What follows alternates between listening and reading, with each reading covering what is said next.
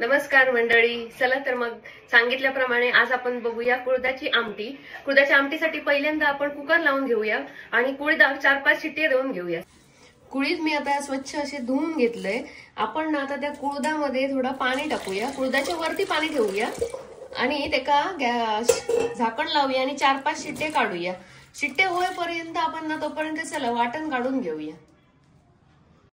आता बघा, वाटण्यासाठी मी किसलेला खोबरा, कांदो, एक मिरची, थोडीशी लसूण, आला, 1-2-3 हे खडे मसाले आहेत आणि खसखस, ह्या सगळं आपण पूर्ण सगळं कढईमध्ये टाकूया आणि भाजून घेऊया पहिल्यांदा।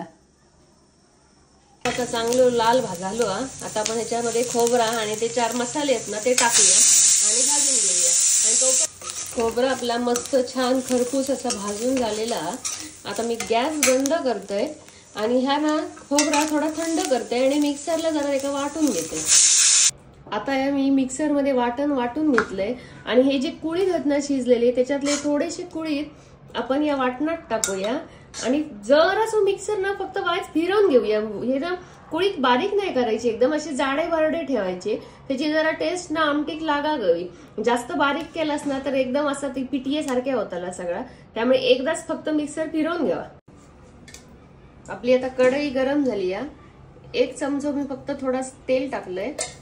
तेल आपला गरम झाला ना की त्याच्यामध्ये आपण ही ठेचून घेतलेली लसूण, थोडासा जिरा, कांदो टाकूया, भाजून घेऊया आणि थोडंसं हिंग टाक।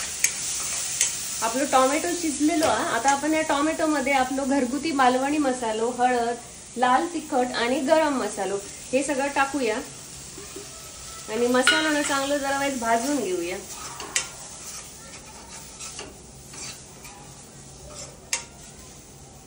मसालो भाजलेलो चांगलो।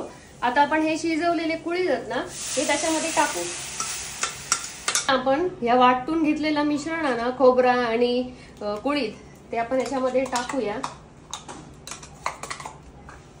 चांगला ढवळूया आणि या वाटपामध्येच ना थोडासा पाणी टाकूया आणि ना तसंच मिक्सरचा भांडा पूर्ण ना असा हे करून पाणी टाकूया आपण।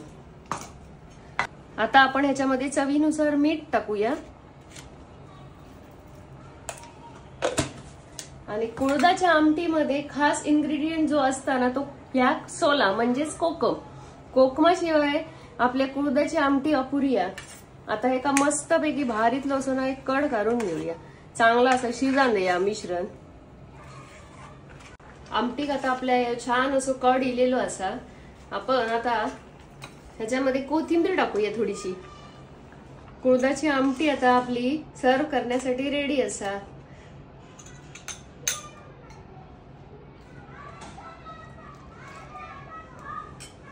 तुमका पण कुळदाची आमटी आवडली असात तर नक्की ट्राय करा तुम्ही आणि मला कमेंट करून सांगा कुळदाची आमटी कशी झाली आधी। आणि माझा चॅनल सबस्क्राइब करू अजिबात विसरा नको आणि मला लाईक आणि फॉलो करा। थँक्यू।